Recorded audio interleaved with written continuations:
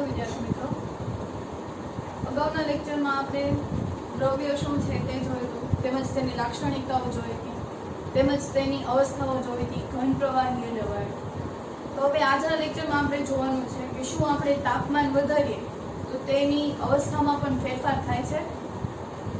આપણે જોયું હતું કે ઘન અવસ્થા હતી એમાં બધા કણો થઈ નજીક હતા, એટલે કે બધા કણો વચ્ચેનું આકર્ષણ બળ ખૂબ જ વધારે હતું, જેથી આપણે એને તોડી નહોતા શકતા.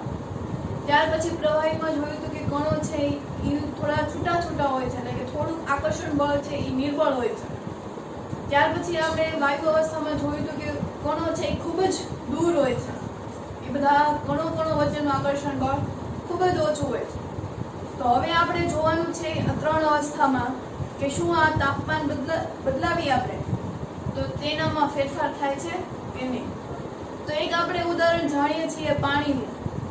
તો પાણી છે એ ત્રણેય અવસ્થા છે એ ધરાવે છે, ઘન પણ ધરાવે છે, પ્રવાહી પણ ધરાવે છે અને વાયુ અવસ્થા પણ ધરાવે છે.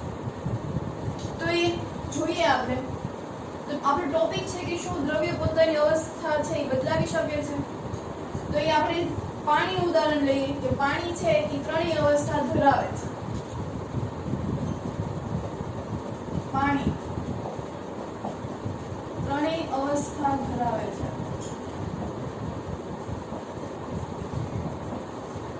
તો કઈ અવસ્થા ધરાવે?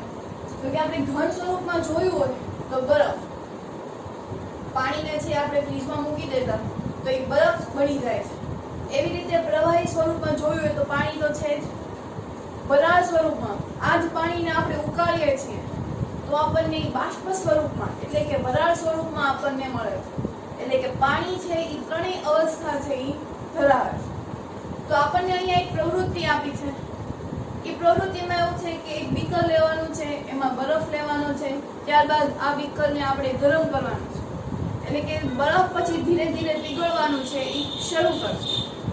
સંપૂર્ણ રીતે બરફ પીગળી જશે પછી એને આપણે થર્મોમીટરમાં જોવાનું છે કે ક્યાં સંપૂર્ણપણે બરફ છે એ પીગળે છે અને ક્યાં તાપમાને બરફ પીગળવાની શરૂઆત કરે છે. આ પ્રક્રિયામાં સંપૂર્ણ પાણી છે એ પીગળી જાય છે બરફમાં, છતાં પણ તેને એક સળિયા વડે હલાવવાનું છે, સતત હલાવતા રહેવાનું છે અને નીચેથી ગરમી છે આપતું રહેવાનું છે. આ પ્રક્રિયા કરતા રહીશું એટલે કે પાણી છે એ ધીરે ધીરે બાષ્પમાં રૂપાંતર થવા લાગશે. તો જોઈએ આપણે આ પ્રવૃત્તિ. તો પહેલો એમાં ફેરફાર થશે કે જો આપણે દ્રવ્યનો છે એમાં તાપમાન વધારીએ તો એની અસર શું થાય. તો કે એક બીકરમાં 150 ગ્રામ બરફના ટુકડા લો. ધીમા તાપે બીકરને ગરમ કરવાનું શરૂ કરો. જ્યારે બરફ પીગળવા માંડે ત્યારે એ તાપમાન છે આપણે થર્મોમીટરથી નોંધી લેવાનું છે. જ્યારે બરફ સંપૂર્ણ રીતે પાણીમાં રૂપાંતરિત થઈ જાય છે ત્યારે ફરીવાર તાપમાન છે નોંધી લેવાનું કે પહેલા બરફ આપણે પીગળવાની શરૂઆત કરી હતી એ તાપમાન નોંધવાનું છે અને હવે સંપૂર્ણ રીતે બરફ છે પીગળી જાય છે એ તાપમાન નોંધવાનું છે. ઘન અવસ્થામાંથી પ્રવાહી અવસ્થામાં થતા આ રૂપાંતરનું આપણે અવલોકન કરવાનું છે. જ્યારે આપણે ઘનમાંથી સંપૂર્ણ રીતે પ્રવાહીમાં થઈ ગયું ત્યારે એનું તાપમાન શું હતું. હવે બીકરમાં એક કાચનો સળિયો રાખીને તેના દ્વારા હલાવતા પાણીને ઉકળે ત્યાં સુધી આપણે ગરમ કરવાનું છે. કે પાણી ધીરે ધીરે છે એ ઉકળવા લાગશે ત્યાં સુધી આપણે ગરમ કરવાનું. જ્યાં સુધી મોટા ભાગના પાણીની બાષ્પ છે એ બની ન જાય ત્યાં સુધી થર્મોમીટરના તાપમાન પર નજર રાખવાની છે. એટલે કે આપણે પાણીને આપણે ઉકાળવાનું છે અને જ્યાં સુધી મોટા ભાગનું પાણી છે એ બાષ્પમાં રૂપાંતર ન થઈ જાય ત્યાં સુધી આપણે પાણીને ઉકાળવાનું છે. અને એ જોતું જાણવું છે કે થર્મોમીટરમાં સંપૂર્ણ બાષ્પ ક્યારે બને છે. આમ પાણીની અવસ્થામાંથી વાયુ અવસ્થામાં રૂપાંતર થઈ જશે. એટલે કે પહેલા ઘનમાંથી પ્રવાહીમાં થયું અને પ્રવાહીમાંથી વાયુમાં. આ પ્રયોગથી આપણે ઘરે પણ કરી શકીએ. એક વાટકામાંથી બરફ લઈ લઈએ ત્યારબાદ ગેસમાં આપણે નોંધીએ અને આપણે જોવાનું થર્મોમીટરમાં કે ક્યારે થાય છે. એટલે આ એક પ્રવૃત્તિ હતી. પણ આપણને પરીક્ષામાં એવું પૂછાય કે ઘન અવસ્થામાંથી પ્રવાહી અવસ્થામાં રૂપાંતર થવા શી જવાબદાર છે, કણો વચ્ચે એવું શું થતું હશે તો એવું થાય. તો આપણે પ્રશ્ન છે કે ઘન પદાર્થનું પ્રવાહીમાં રૂપાંતર શી રીતે થાય છે એવું આપણને પરીક્ષામાં પૂછ્યું હોય તો એનો જવાબ લખવાનો કે ઘન પદાર્થનું તાપમાન વધારીએ તેમ તેના કણોની ગતિ ઊર્જા ઉર્જામાં પણ વધારો થાય છે. આવું આપણે લાક્ષણિકતામાં ભણી ગયા હતા કે ઘન પદાર્થને જેમ જેમ આપણે ગરમ કરતા જાય તેમ તેમ તેના કણોમાં છે ગતિ ઉર્જા વધવા લાગે. ગતિ ઉર્જામાં વધારો થવાથી કણ વધુ ઝડપથી કંપન કરવા લાગે છે. કંપન કરવા માટે નીકળો તો હજી પોતાની જે ઝડપ છે એમાં વધારો કરે છે. ઉષ્મા એટલે કે ગરમી, આપણે ગરમી દ્વારા આપવામાં આવેલી ઉર્જા એ કણ વચ્ચેના આકર્ષણ બળને નબળું પાડે છે. આપણે જેમ જેમ ગરમી આપતા જાય છે તેમ બે કણો વચ્ચેનું જે આકર્ષણ બળ હતું એ ધીરે ધીરે છે એ નબળું પડવા લાગે છે, જેથી કણ પોતાનું નિયત સ્થાન છોડીને વધુ સ્વતંત્ર રીતે ગતિ કરવા લાગે છે. એટલે કે એ જે કણ છે એને એક સ્થળેથી બીજી જગ્યાએ જવું છે એટલે એની માટે એ સ્વતંત્ર થઈ જશે અને પોતાનું સ્થાન છે એ છોડી દેશે. એક અવસ્થા એવી આવી જાય છે કે જ્યારે ઘન પદાર્થને પીગાળીને પ્રવાહીમાં સંપૂર્ણ રીતે રૂપાંતર થઈ જાય છે. આને આ પ્રક્રિયા થતી જ રહે તો એક સમય એવો આવી જાય છે કે બધા જ જે ઘન પદાર્થ છે એ પ્રવાહીમાં રૂપાંતર થઈ જાય. એટલે આમાં શું થયું તો કે ઘન પદાર્થને આપણે જેમ જેમ ઉષ્મા ઉર્જા આપતા જઈએ તેમ તેમ તેની ગતિ ઉર્જામાં વધારો થાય. ગતિ ઉર્જા વધવાના કારણે બે કણો વચ્ચેનું કંપન છે એ ઝડપથી થવા લાગે છે. આથી આકર્ષણ બળ નબળું પડે છે. બે કણો વચ્ચેનું આકર્ષણ બળ નબળું પડે એટલે પોતાને સ્વતંત્ર રીતે ગતિ કરવી છે એટલે પોતાનું સ્થાન છે એ છોડી દે છે અને આ એક ઘટના છે એ સંપૂર્ણ રીતે પ્રવાહીમાં રૂપાંતર થવા માટે છે. એટલે કે જ્યારે એક અવસ્થા એવી આવી જાય કે ઘન પદાર્થને પીગાળીને પ્રવાહીમાં સંપૂર્ણ રીતે છે રૂપાંતર થઈ જાય. જે તાપમાને વાતાવરણીય દબાણ હેઠળ ઘન પદાર્થને પ્રવાહી સ્વરૂપમાં રૂપાંતરિત થાય છે તે તાપમાને ઘન પદાર્થનું ગલન બિંદુ કહે છે. અહીંયા આપણે જોયું કે ઘનમાંથી પ્રવાહીમાં રૂપાંતર થઈ જાય તો એ ઘનમાંથી પ્રવાહીમાં રૂપાંતર થવું હોય ત્યારે એક નિશ્ચિત તાપમાન આવે એટલે કે એક વાતાવરણીય દબાણ. આ વાતાવરણીય દબાણ એટલે એક દબાણ માટેનો એકમ છે પાસ્કલ, કે આપણે એને દબાણ માટેનો એકમ સ્વરૂપે લઈએ તો ગલન બિંદુ કોને કહેવાય તો કે ઘન પદાર્થને પ્રવાહી સ્વરૂપમાં રૂપાંતર થવું હોય ત્યારે તે તાપમાને જે તાપમાને તે પીગળ્યું તો તે તાપમાને તે પદાર્થનું ગલન બિંદુ કહે છે. આ ગલન બિંદુની વાત થઈ કે નિશ્ચિત તાપમાન આવી ગયું એમાંથી સંપૂર્ણ રીતે થઈ ગયું તો આપણને પ્રશ્ન એવો થાય કે આ તો ગલન બિંદુની વ્યાખ્યા થઈ. આપણને પરીક્ષામાં પૂછ્યું હોય કે ગલન બિંદુ કોને કહેવાય તો એની વ્યાખ્યા છે અહીંથી લખવાની છે કે જે તાપમાને વાતાવરણીય દબાણ હેઠળ ઘન પદાર્થને પ્રવાહી સ્વરૂપમાં રૂપાંતરિત થાય છે તે તાપમાને તે ઘન પદાર્થનું ગલન બિંદુ કહે છે. આ તો ગલન બિંદુની વાત થઈ પણ આપણે ગલન પૂછ્યું હોય તો કે પીગળવાની પ્રક્રિયા એટલે કે ઘનમાંથી પ્રવાહીમાં રૂપાંતર થાય છે તેને ગલન કહેવાય. ગલન એટલે પીગળવું.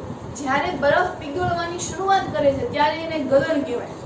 આપણે આઈસ્ક્રીમ ખાતા હોય અને ત્યારે આઈસ્ક્રીમ છે પીગળવા લાગે છે ત્યારે એવું કહી શકાય કે એનું ગલન થયું, પીગળવાની શરૂઆત થઈ ગઈ. તો પીગળવાની પ્રક્રિયા એટલે કે ઘનના પ્રવાહી સ્વરૂપમાં રૂપાંતરણની પ્રક્રિયાને ગલન કહે છે. આ પણ પરીક્ષામાં પૂછાય કે ગલન કોને કહેવાય તો એની વ્યાખ્યા પણ અહીંથી લખવાની કે પીગળવાની પ્રક્રિયા એટલે કે ઘનના પ્રવાહી સ્વરૂપમાં રૂપાંતરણ પ્રક્રિયાને ગલન કહે છે. આપણે જાણીએ છીએ કે બરફનું ગલન બિંદુ છે 273.16 કેલ્વિન છે એટલે કે ઈ ત્યારે છે પીગળવાની શરૂઆત કરે. આ આપણે કેવી રીતે નક્કી કરવામાં આવે કે 1 કિલોગ્રામ બરફને આપણે પીગાળીએ છીએ ત્યારે કયા તાપમાને કયા અંકે એ પીગળે છે ત્યારે આપણે આ નોંધ છે એ કરી શકીએ. આમ અવલોકન કરતા જણાય કે જ્યાં સુધી બરફ સંપૂર્ણ પીગળી ન જાય ત્યાં સુધી તાપમાન છે એ બદલાતું નથી. આમ આપણે જાણીએ છીએ કે બધે જ બધું બરફ છે એ પીગળી ન જાય ત્યાં સુધી તાપમાનમાં કોઈ પણ પ્રકારનો ફેરફાર છે થતો નથી. તો આપણને એવું થાય કે તાપમાનમાં ફેરફાર થતો નથી તો આ ઉર્જા ગઈ ક્યાં? આપણે તો નીચેથી ઉર્જા આપતા હતા તો ઈ ઉર્જા છે ઈ બીકરમાં રહેલો જે બરફ હતો ઈ શોષી લે છે. જે આપણે ઉર્જા આપી હતી ઈ ઉર્જા છે ઈ આપણે બરફને આપી હતી તો ઈ બરફ છે ઈ આ ઉર્જાને શોષી લે એટલે કે તાપમાનમાં ફેરફાર થતો નથી. એટલે એટલે આવી રીતે જે શોષવાની જે ઘટના છે એને કહેવાય ગુપ્ત ઉષ્મા, એટલે કે બરફ છે છુપાઈને રીતે ઈ ઉષ્મા છે ઈ લઈ લે છે. તો અહીં દ્રવ્યની અવસ્થા બદલવા માટે આપણે ઉષ્માનો ઉપયોગ કર્યો તો ઘનમાંથી પ્રવાહીમાં રૂપાંતર કરવા માટે, પરંતુ તાપમાનમાં કોઈ પણ પ્રકારનો ફેરફાર દર્શાવતો નથી. તો ફેરફાર દર્શાવ્યા સિવાય જ બરફ આ ઉષ્માને છે ઈ શોષી લે છે, એટલે ઈ શોષી લે એટલે તાપમાનમાં કોઈ પણ પ્રકારનો ફેરફાર થતો નથી. આમ આ ઉષ્મા ઉર્જા બીકરમાં રહેલા સમઘટકો, એટલે કે આપણે બરફ છે મૂક્યું તો સમઘટકો એટલે કે જે આપણે ઘટકો ઉમેર્યા બરફ છે, કપૂર છે, બરોબર. તો આ ઉષ્મા ઉર્જા બીકરમાં રહેલા સમઘટકોમાં છુપાયેલી છે, જેને આપણે ગુપ્ત ઉષ્મા કહીએ છીએ. અહીંયા ગુપ્ત એટલે છુપાઈને જે ઉર્જા છે લેતા હોય એટલે એને કહેવાય ગુપ્ત ઉષ્મા. એટલે ઉષ્મા છે ઈ કોણ લઈ લે છે તો કે બીકરમાં રહેલા સમઘટકો. પદાર્થના ગલનબિંદુ જેટલા તાપમાને એક વાતાવરણ દબાણે 1 કિલોગ્રામ ઘન પદાર્થને પ્રવાહી અવસ્થામાં રૂપાંતરિત કરવા માટે જે જરૂરી ઉષ્મા ઉર્જાને આપવાની હોય એને કહેવાય ગલનગુપ્ત ઉષ્મા. આપણે ગલન જોયું હતું તો કે પીગળવાની પ્રક્રિયા ઘનમાંથી પ્રવાહીમાં રૂપાંતર થવાની હોય તો ઈ ઘટનાને ગલન કહેવાય. ગુપ્ત ઉષ્મા એટલે શું કીધું હતું આપણે કે જે ઉર્જા આપણે આપીએ છીએ ઈ ઉર્જામાં તાપમાનમાં કોઈ પણ પ્રકારનો ફેરફાર થતો નથી. તો ઈ તાપમાનમાં ફેરફાર નથી થતો તો ઈ ઉર્જા જાય છે ક્યાં તો કે બીકરમાં રહેલા જે બરફ હતા ઈ આ ઉર્જાને શોષી લે છે. આ શોષવાની જે પ્રક્રિયા હોય એને કહેવાય ગુપ્ત ઉષ્મા. એટલે કે જ્યારે આપણે પદાર્થના ગલનબિંદુ જેટલા, ગલનબિંદુ એટલે શું તો કે એક વાતાવરણ દબાણ હેઠળ ઘન અવસ્થામાંથી પ્રવાહી અવસ્થામાં રૂપાંતર થવાની જે પ્રક્રિયા હોય એને આપણે તે પદાર્થનું ગલનબિંદુ કહીએ છીએ. તો પદાર્થના ગલનબિંદુ જેટલા તાપમાન, એટલે કે જે તાપમાને ગલનબિંદુ હતું ઈ જ તાપમાને એક વાતાવરણ દબાણે 1 કિલોગ્રામ, એટલે ઈ જ તાપમાને ઈ જ વાતાવરણીય દબાણે 1 કિલોગ્રામ બરફનું છે ઈ ઘન પદાર્થમાંથી પ્રવાહી અવસ્થામાં રૂપાંતર થાય. અને ઈ રૂપાંતર કરવા માટે આપણે જેટલી ઉર્જા છે ઈ આપણે આપી તો ઈ ઉર્જાને આપણે કહેવાય ગલનગુપ્ત ઉષ્મા ઉર્જા. આપણે બસ 0 સેલ્સિયસ ને આપણે કેલ્વિનમાં ફેરવીએ એટલે કે 0 + 273 સેલ્સિયસ ને કેલ્વિનમાં રૂપાંતર કરવા માટે આપણે 273 છે ઈ ઉમેરવા પડે છે. કે 0 સેલ્સિયસ તાપમાને પાણીના કણોની ઉર્જા તે જ તાપમાને બરફના કણોની ઉર્જા કરતાં વધુ હોય છે. એટલે કે પ્રવાહીની જે ઉર્જા છે ને વધુ હોય છે. ખાસ આ યાદ રાખો કે 0 સેલ્સિયસ એટલે કે 273 કેલ્વિન તાપમાને પાણીના કણોની ઉર્જા, પાણીના જે કણોની જે ઉર્જા હતી તે બરફના ઉર્જા કરતાં વધારે હોય છે. એટલે કે પાણીની જે કણોની જે ગતિ છે એમાં વધારે થાય છે, એના જે કંપનો છે એમાં વધારે થાય છે. તો ફરી વખત આપણે જોઈ લઈએ કે આપણને એવું પૂછ્યું કે ઘન પદાર્થનું પ્રવાહીમાં રૂપાંતર શી રીતે થાય છે. તો આપણે જોઈએ કે ઘન પદાર્થનું તાપમાન જેમ જેમ વધારીએ છીએ તેમ તેના કણોમાં ગતિ ઉર્જા વધારે થાય છે. ગતિ ઉર્જા વધવાને કારણે તેના કણોમાં કંપન વધુ થાય છે. કંપન વધુ થવાને કારણે તેના બે કણો વચ્ચેનું આકર્ષણ બળ નબળું પડે છે. આકર્ષણ બળ નબળું પડવાને કારણે કણો પોતાનું સ્થાન છોડીને સ્વતંત્ર રીતે ગતિ કરવા માટે તેઓ સ્થાન છે ઈ છોડી દે છે. બરોબર. એટલે પછી એક અવસ્થા એવી આવશે કે ઘનમાંથી પ્રવાહીમાં રૂપાંતર થઈ જશે. આમ જ્યારે કણો છે આમ જે તાપમાને વાતાવરણીય દબાણ હેઠળ ઘન પદાર્થનું પ્રવાહીમાં રૂપાંતર થાય ત્યારે તે તાપમાને તે ઘન પદાર્થનું ગલનબિંદુ કહે છે. આ વ્યાખ્યા છે એ ખાસ પાકી કરવી. પરીક્ષામાં પૂછાય છે ગલનબિંદુ એટલે શું. તો ગલનબિંદુ ઉપરથી આપણે તો પેલા ગલનની વ્યાખ્યા શીખીએ કે ગલન કોને કહેવાય તો કે પીગળવાની પ્રક્રિયા. તો કે એટલે તો કે ઘન પદાર્થમાંથી પ્રવાહીમાં રૂપાંતર થાય તે પ્રક્રિયાને આપણે ગલન કહીએ છીએ. બરફનું ગલનબિંદુ છે એ 273.16 કેલ્વિન છે. આમ અવલોકન આપણે કરીએ છીએ, આના પ્રક્રિયાનું આપણે અવલોકન કરીએ તો બરફ છે સંપૂર્ણ રીતે પીગળી જાય છે, છતાં પણ તેના તાપમાનમાં એટલે કે ઈ જે એનું બીકરનું હતું એનું તાપમાન છે એ બદલાતું નથી. તો કેમ એવું થાય છે? તો કે જે આપણે ઉષ્મા ઉર્જા આપીએ છીએ તે બીકરમાં રહેલા સમઘટકો છે એ આ ઉર્જાને શોષી લે છે. એટલે જે આ ઉર્જાને શોષી લે તો એ પ્રક્રિયાને કહેવાય ગુપ્ત ઉષ્મા. ગુપ્ત એટલે છુપાઈને જે ઉર્જા છે એ લઈ લે છે. એટલે જ તે બરફ છે ને એ પીગળે છે. આપણે એમ થાય કે ગરમી આપી એટલે પીગળે છે, એવું નથી. આપણે ઉષ્મા આપી છે, એ ઉષ્મા જે બરફ છે છુપાઈને રીતે છે એ લઈ લે છે. એટલે તાપમાન બરફ આ ઉષ્માને શોષી લે છે. આ ઉષ્મા ઉર્જા બીકરમાં રહેલા સમઘટકો છુપાઈને લઈ લે છે, એટલે કે એની ગુપ્ત ઉષ્મા કહે છે. પદાર્થના ગલનબિંદુ જેટલા તાપમાને જે વાતાવરણીય દબાણે 1 કિલોગ્રામ બરફનું એટલે કે 1 કિલોગ્રામ બરફને ઈ ઘનમાંથી પ્રવાહીમાં રૂપાંતર કરવાનું હોય ત્યારે જે તાપમાન થાય છે અને ઈ તાપમાન એટલે કે વધારે આપણે ઉષ્મા ઉર્જા છે એને આપી છે. 1 કિલોગ્રામ બરફને પીગળવા માટે આપણે જેટલી ઉર્જા આપી છે તો ઈ ઉર્જાને આપણે કહેવાય ગલનગુપ્ત ઉષ્મા ઉર્જા. એટલે ગલનગુપ્ત ઉષ્મા ઉર્જા. આપણે જાણીએ છીએ કે 0 સેલ્સિયસ એટલે કે 273 કેલ્વિન તાપમાને પ્રવાહીના કણોની ઉર્જા એ બરફના કણોની ઉર્જા કરતાં વધુ હોય છે. એટલે કોની વધુ હોય? તો કે પાણીના જે કણો છે એની ઉર્જા છે એ વધુ હોય છે બરફ કરતાં. તો હવે પછીનું આપણે જોઈએ છીએ કે પ્રવાહીમાંથી વાયુમાં કેવી રીતે રૂપાંતર થાય. આ તો આપણે એવું શીખ્યા કે ઘન પદાર્થનું પ્રવાહીમાં રૂપાંતર થાય, પણ હવે આપણે શીખવાનું છે કે પ્રવાહીમાંથી વાયુમાં શી રીતે થાય. તો હજી આપણે આ જે પાણી બન્યું હતું એને સતત રીતે આપણે એને ઉષ્મા ઉર્જા આપીને એને પીગાડીએ, એટલે કે એને વરાળ સ્વરૂપમાં ન થઈ જાય મોટા ભાગના કણો, ત્યાં સુધી આપણે પાણીને ઉગાડીએ. તો હવે પછી આપણે ઈ ભણવાનું છે. ત્યારબાદ હવે આપણે પ્રવાહી અવસ્થામાંથી વાયુ અવસ્થામાં કેવી રીતે રૂપાંતર થાય છે તે જોવાનું છે. તો પ્રવાહી અવસ્થામાં આપણે પાણીને ફેરવી ઘનમાંથી આપણે પાણીને ફેરવી નાખ્યું.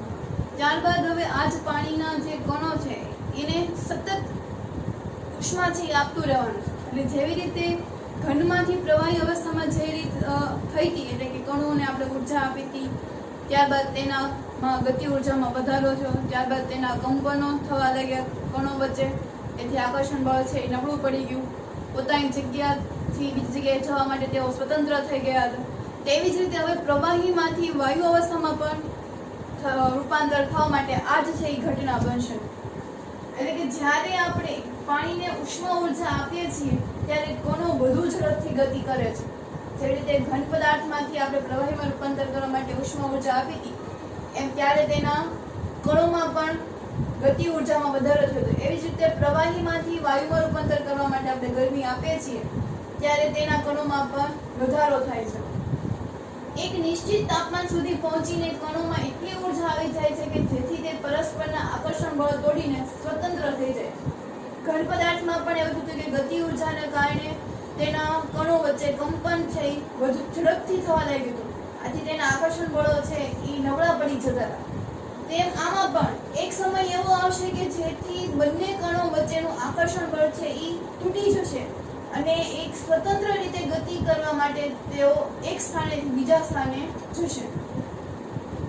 આ તાપમાને પ્રવાહી અવસ્થાનું વાયુ અવસ્થામાં રૂપાંતર શરૂ થઈ જશે. જ્યારે આવું થશે એટલે કે આ ઘટના બનશે ત્યારે પ્રવાહીમાંથી વાયુ અવસ્થામાં જવા માટે તેની શરૂઆત થઈ જશે.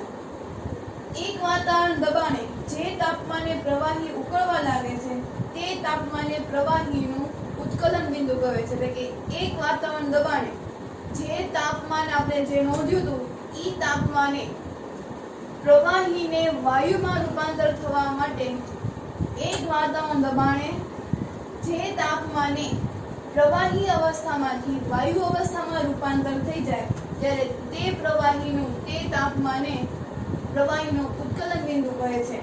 આ વ્યાખ્યા છે એ પરીક્ષામાં પૂછાય છે કે ઉત્કલન બિંદુ કોને કહેવાય. તો કે એક વાતાવરણ દબાણે જે તાપમાને પ્રવાહીને ઉકળવા માટે આપણે ઉષ્મા ઉર્જા આપીએ છીએ અને પ્રવાહીનું તે તાપમાને ઉત્કલન બિંદુ છે એ કહેવાય છે. એટલે કે એક વાતાવરણ દબાણે જે તાપમાને પ્રવાહી ઉકળવા લાગે છે તો તે તાપમાને તે પ્રવાહીનું ઉત્કલન બિંદુ આપણે એવી રીતે ગલન બિંદુની વાત કરી હતી કે 1 કિલોગ્રામ બરફને પીગળવા માટે જેટલી ઉષ્મા ઉર્જા આપીએ છીએ તે એટલી ઉષ્મા ઉર્જાને આપણે ગલનગુપ્ત ઉષ્મા ઉર્જા કહેવાય। ગલન બિંદુ કોને કીધું હતું તો કે એક વાતાવરણ દબાણે જે તાપમાને પ્રવાહી ઘન અવસ્થામાંથી પ્રવાહી અવસ્થામાં રૂપાંતર થવા માટે જે ઉષ્મા ઉર્જા આપીએ છીએ તો તે તાપમાને તે ઘન પદાર્થનું ગલન બિંદુ કહે છે। એવી રીતે અહીંયા ઉત્કલન બિંદુ કે પ્રવાહીને ઉકળવા માટે આપણે જે તાપમાન જે દબાણ રાખ્યું હોય તો તે તાપમાને તે પ્રવાહીનું ઉત્કલન બિંદુ કહે છે। હવે આ જે ઉત્કલન બિંદુ છે ઈ જથ્થાત્મક હોય છે, એટલે કે જથ્થામાં એનું હોય છે। પ્રવાહી હોય તો એ એક સાથે છે, એટલે કે જથ્થામાં જ તેની પ્રક્રિયા છે એ થતી હોય છે। પ્રવાહીના તમામ કણોને એટલી ઉર્જા પ્રાપ્ત થઈ ગઈ હોય કે જ્યારે એ તમામ બાષ્પ અવસ્થામાં રૂપાંતરિત થઈ જાય છે, એની પ્રવાહીના જે કણો છે એની પાસે એટલી બધી ઉર્જા એને ભેગી કરી દીધી હોય કે જેથી તેઓ બાષ્પમાં છે એ રૂપાંતર થઈ જાય। આપણે પાણીની વાત કરીએ તો પાણી છે એ 100 ડિગ્રી સેલ્સિયસ છે, તો 100 ડિગ્રી સેલ્સિયસ એને આપણે કેલ્વિનમાં ફેરવવું હોય તો કેલ્વિન તાપમાન માપવાનો સામાન્ય એકમ છે ને એ કેલ્વિન છે, એટલે હંમેશા તાપમાન છે ને એ કેલ્વિનમાં મપાય। એ આંતરરાષ્ટ્રીય એકમ છે એ કેલ્વિન। તો જ્યારે પણ આપણે કેલ્વિનમાં માપવું હોય તો સેલ્સિયસમાં તમને કોઈ ડિગ્રી આપી હોય તો એને કેલ્વિનમાં ફેરવવા માટે 273 છે એ ઉમેરવા પડે છે, અને જ્યારે તમને કેલ્વિન આપ્યું હોય અને સેલ્સિયસમાં પૂછ્યું હોય તો કેલ્વિન એટલે કે 273 છે એ માઇનસ કરવા પડે। તો અહીંયા આપણે પાણી માટે 100 ડિગ્રી સેલ્સિયસ આપ્યું છે, આપણે એને ફેરવવું છે કેલ્વિનમાં, એટલે કે સેલ્સિયસમાંથી કેલ્વિનમાં ફેરવવા માટે આપણે 273 છે એ ઉમેરવા પડે, એટલે કે 100 + 273 એટલે થાય 373।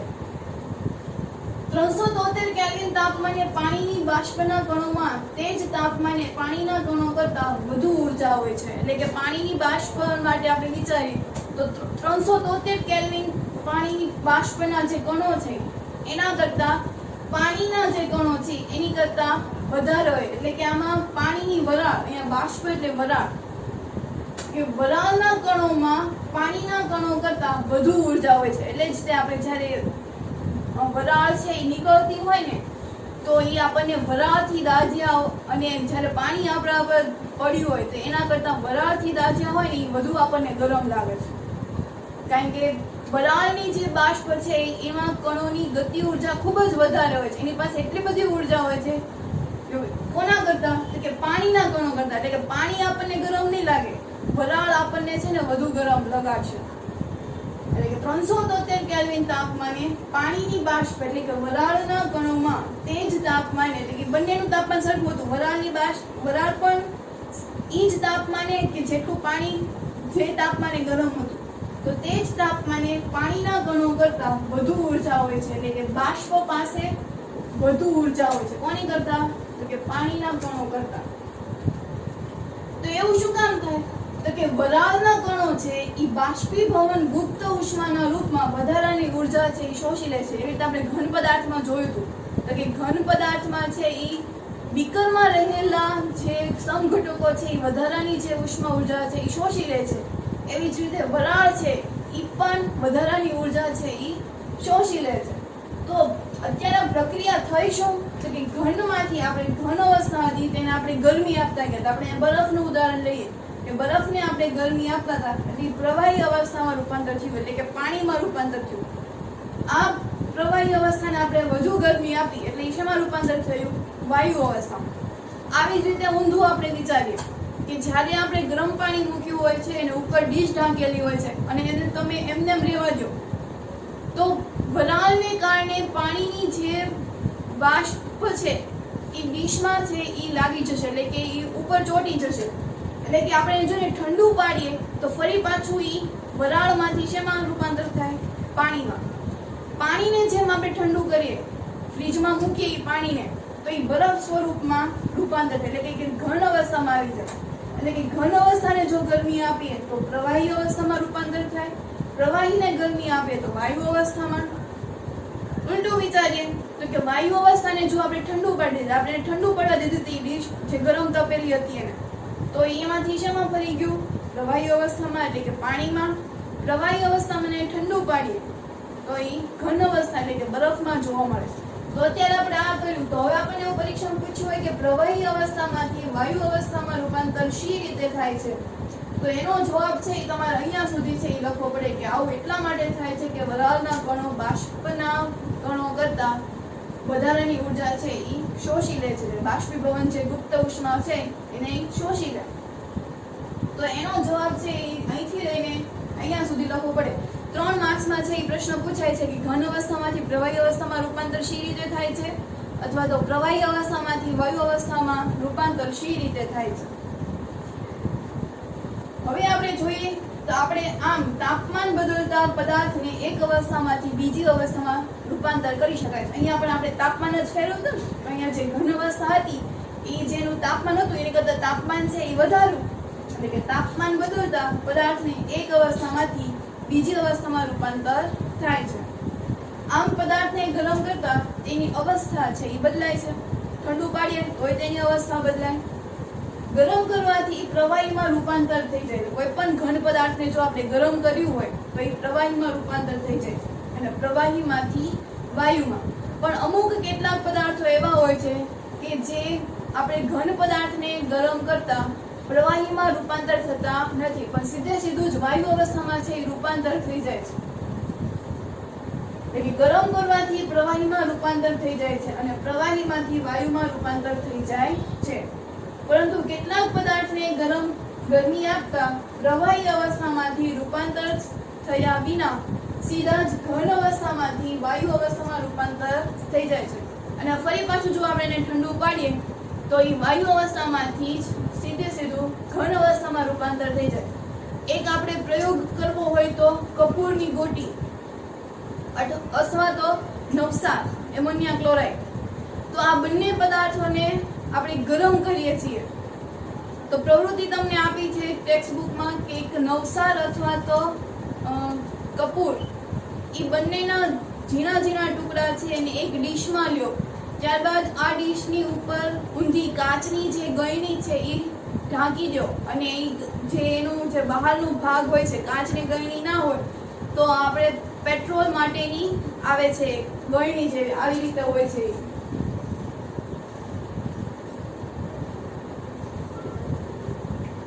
આ કાચની તમને ગળણી છે એ પ્રયોગશાળામાં મળી રહે છે. પરંતુ આવી કોઈ ગળણી હોય છે એના ઉપર ઊંધું વાળી દો. ત્યારબાદ જે નીચેનું જે ભૂંગળું છે એમાં રૂ ગોઠવી દો, એટલે કે જેથી વરાળ છે એ બહાર નીકળી ન જાય. તો એ શું થશે, તો જ્યારે પણ આપણી ડીશમાં કપૂર કે નવસારને રાખ્યો હશે, નીચેથી આપણે એને ગરમી આપી હતી, તો એ જે ઉપર જે ડીશ હશે એની ઉપર તમને ઘનમાંથી સીધું જ પ્રવાહીમાં રૂપાંતર થઈ જશે, એટલે કે એની આજુબાજુ છે એ બાષ્પ જોવા મળશે. એ જે ગળણી હશે ને એની ઉપર. તો એટલે એમાં શું થયું તો કે ઘન અવસ્થામાંથી સીધું જ શેમાં રૂપાંતર થઈ ગયું, વાયુમાં. અને જો હવે આ જ ને આપણે ઠંડુ પડવા દઈએ તો એ વાયુમાંથી સીધું શેમાં રૂપાંતર થશે તો કે ઘનમાં. તો કે અહીંયા આપણે કીધું કે કેટલાક પદાર્થને ગરમી આપતા પ્રવાહી અવસ્થામાં રૂપાંતર થયા વિના સીધું જ છે એ વાયુ અવસ્થામાં રૂપાંતર થાય છે અને ઠંડુ પાડતા પાછા ઘન અવસ્થામાંથી રૂપાંતર થઈ જાય છે, એટલે કે વાયુમાંથી ઘનમાં. પ્રવાહી અવસ્થામાં રૂપાંતર થયા વિના ગરમ કરતા ઘન અવસ્થામાંથી સીધું જ વાયુ અવસ્થામાં તેમજ ઠંડુ પાડતા ફરીથી પાછા ઘન અવસ્થામાં રૂપાંતર થવાની જે આ પ્રક્રિયા છે એને કહેવાય ઉર્ધ્વપાતન. પરીક્ષામાં પૂછાય કે ઉર્ધ્વપાતન એટલે શું, એટલે કે ઘન પદાર્થને ગરમ કરતા પ્રવાહી અવસ્થામાં રૂપાંતર ન થતા સીધું જ વાયુ અવસ્થામાં રૂપાંતર થાય છે, તેમજ તેને ઠંડુ પાડતા ઘન અવસ્થામાં ફરી પાછું રૂપાંતર થાય છે, તો એને કહેવાય ઉર્ધ્વપાતન. ઘન પદાર્થને આપણે ગરમી આપીએ છીએ તો પ્રવાહીમાં રૂપાંતર થતું નથી, સીધું શેમાં રૂપાંતર થાય, વાયુમાં. આ વાયુ અવસ્થાને આપણે જો ઠંડુ પાડી દઈએ તો ફરી પાછું તે ઘન અવસ્થામાં રૂપાંતર થઈ જાય. તો આવી જે પ્રક્રિયા બને એને કહેવાય ઉર્ધ્વપાતન. તો અહીંયા આપણે 3 વ્યાખ્યા આવશે કે ઉત્કલન બિંદુ કોને કહેવાય છે, ઉર્ધ્વપાતન કોને કહેવાય છે, ગલન બિંદુ કોને કહેવાય છે. ત્યારબાદ પછીની જે વ્યાખ્યા હોય તેમ એવું પૂછી શકીએ કે ગલન એટલે શું, ગલન ગુપ્ત ઉષ્મા એટલે શું. તો અહીંયા આપણે ટોટલ આ તાપમાનને આધારે ટોટલ 3 પ્રશ્નો આપણે ભણ્યા કે ઘનમાંથી પ્રવાહીમાં રૂપાંતર શી રીતે થાય, એવી જ રીતે પ્રવાહીમાંથી વાયુમાં શી રીતે ઉત્પન્ન થાય છે એટલે મતલબ ફેરવાય છે. ત્રીજો પ્રશ્ન એવો પણ પૂછી શકે કે અમુક પદાર્થ એવા હોય છે કે જે ઘનમાંથી સીધું જ વાયુમાં રૂપાંતર થાય છે, તેનું ઉદાહરણ સમજાવો. અથવા તો એવું પણ પૂછે કે ઉર્ધ્વપાતન એટલે શું, તેનો એક ઉદાહરણ આપીને સમજાવો. એટલે આવા પ્રશ્નો છે એ પૂછાઈ શકે છે. તો હવે પછીનો આપણે જે ટોપિક છે એ એવો છે, અત્યાર સુધી આપણે એવું ભણ્યું કે તાપમાનમાં ફેરફાર કરીએ તો પણ તેની અવસ્થા છે એ ફેરવાય છે. તો હવેનો પ્રશ્ન એવો છે કે દબાણ પણ જો આપણે કરીએ તો પણ તેની અવસ્થા છે એ ફેરવાય છે. આપણા જ્યારે સિલિન્ડર આવે છે ત્યારે એ સિલિન્ડરમાં વાયુ હોય છે, પરંતુ એ વાયુને એટલું દબાણથી પૂરવામાં આવ્યું હોય છે એ સિલિન્ડરની અંદર કે એ જ્યારે આપણે હલાવીએ છીએ ત્યારે એ ખખડે છે, એટલે કે આપણને એવું લાગે કે તેની અંદર પાણી છે.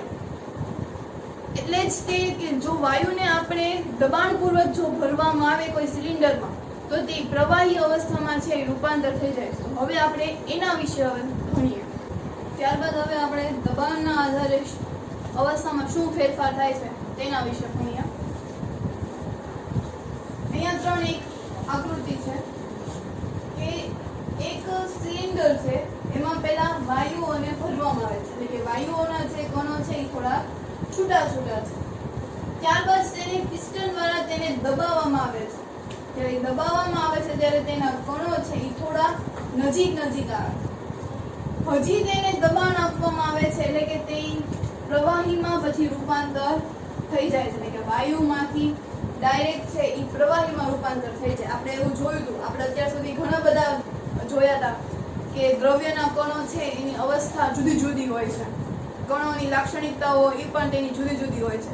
જો તાપમાનમાં ફેરફાર કરવામાં આવે તો આપણે ઘનમાંથી પ્રવાહી, પ્રવાહીમાંથી વાયુમાં રૂપાંતર, અમુક એવા હતા કે જે ઘનમાંથી સીધા જ વાયુમાં રૂપાંતર થઈ જતા હતા. તો હવે આપણે દબાણને આધારે છે કે આપણે દબાણ જ્યારે આપવામાં આવે છે કણોમાં તો શું થાય છે કે જ્યારે પણ આપણે દબાણ આપવામાં આવે છે ત્યારે તે પ્રવાહીમાં રૂપાંતર થઈ જાય છે. આપણા ઘરે આવતો સિલિન્ડર વાયુ છે એમાં પણ વાયુ છે એ ભરવામાં આવે છે, ત્યારબાદ તેને દબાણ આપવામાં આવે છે, અને દબાણ આપવામાં આવે ત્યારે જ તે છે ને પ્રવાહીમાં રૂપાંતર થાય છે. એટલે કે દબાણ વધવાથી અને તાપમાન ઘટવાથી વાયુનું પ્રવાહીમાં રૂપાંતર થાય. દબાણ વધ્યું હતું અને તાપમાન છે એનું ઘટ્યું, એટલે કે દબાણ છે એ વધે અને તાપમાન છે એ ઘટે ત્યારે જ તે વાયુમાં રૂપાંતર થાય છે.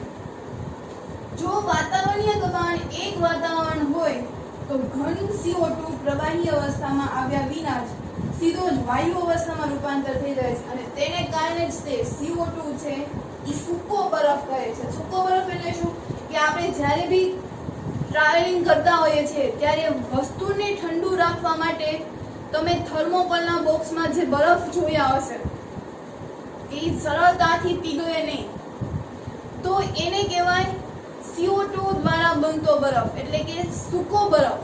તો એ સૂકો બરફ કેવી રીતે હોય તો કે એનું વાતાવરણ દબાણ અને એક વાતાવરણ હોય. વાતાવરણીય દબાણ એક વાતાવરણ હોય તો ઘન CO2 છે એ પ્રવાહીમાં રૂપાંતર થયા વિના સીધું જ શેમાં રૂપાંતર થઈ જાય છે તો કે વાયુમાં. એટલે જ તેને ઘન CO2 એટલે કે સૂકો બરફ છે એ કહે છે. આમાં MCQ માં પૂછાય કે ઘન સૂકો બરફને કોના વડે દર્શાવવામાં આવે છે, તો એ છે શું તો કે ઘન CO2. એને શું કહેવાય તો કે સૂકો બરફ.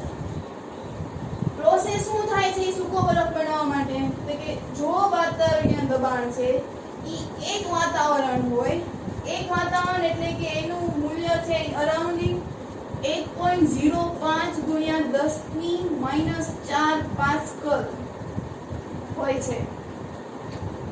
એટલે કે જો વાતાવરણીય દબાણ એક વાતાવરણ હોય તો ઘન CO2 છે એ પ્રવાહીમાં રૂપાંતર થયા વિના જ સીધો જ વાયુ અવસ્થામાં છે એ રૂપાંતરિત થઈ જાય છે, અને તેને કારણે જ ઘન CO2 છે એ સૂકો બરફને આધારે ઓળખાય છે.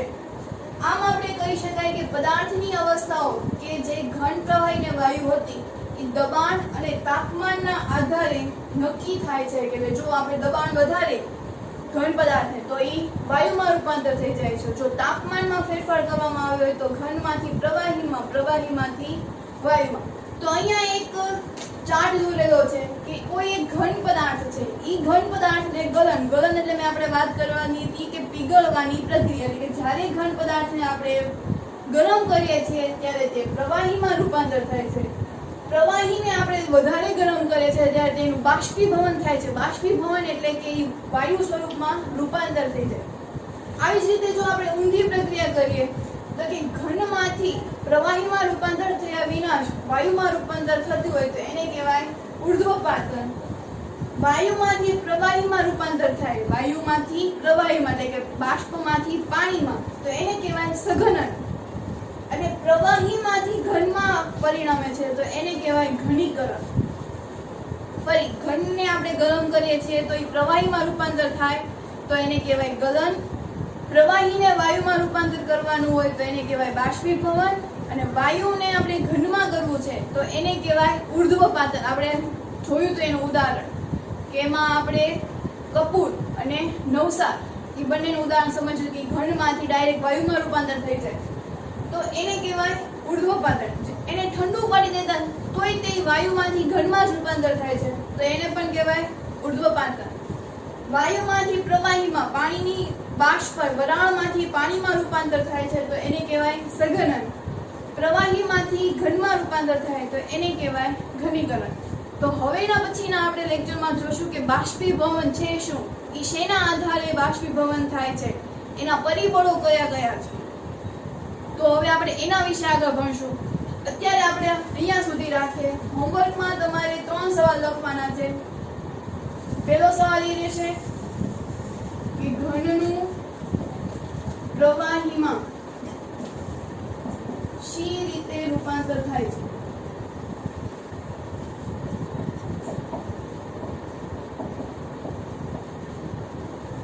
તો એનો જવાબ આપણે લખ્યો હતો. ત્યારબાદ પ્રવાહીનું વાયુમાં શી રીતે રૂપાંતર થાય છે. અને ત્રીજો પ્રશ્ન એવો હતો કે અવસ્થાને એટલે કે ત્રણેય અવસ્થા, આપણે ઘન અવસ્થા લખીએ, ઘન અવસ્થાને દબાણ આપતા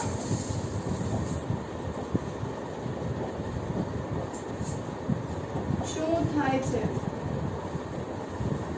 ત્યારબાદ વાયુ અવસ્થામાં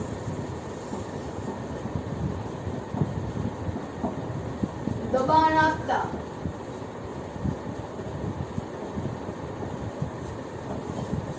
શું થાય છે. તો આ 4 પ્રશ્નો છે જે હોમવર્કમાં લખવાના છે. આ 4 પ્રશ્નો કે ઘનનું પ્રવાહીમાં રૂપાંતર કેવી રીતે થાય, પ્રવાહીનું વાયુમાં કેવી રીતે થાય, ઘન અવસ્થાને દબાણ આપીએ તો શું થાય, વાયુ અવસ્થાને દબાણ આપીએ તો શું થાય. તો આવતીકાલે હવે લેક્ચરમાં બાષ્પીભવન વિશે ભણશું.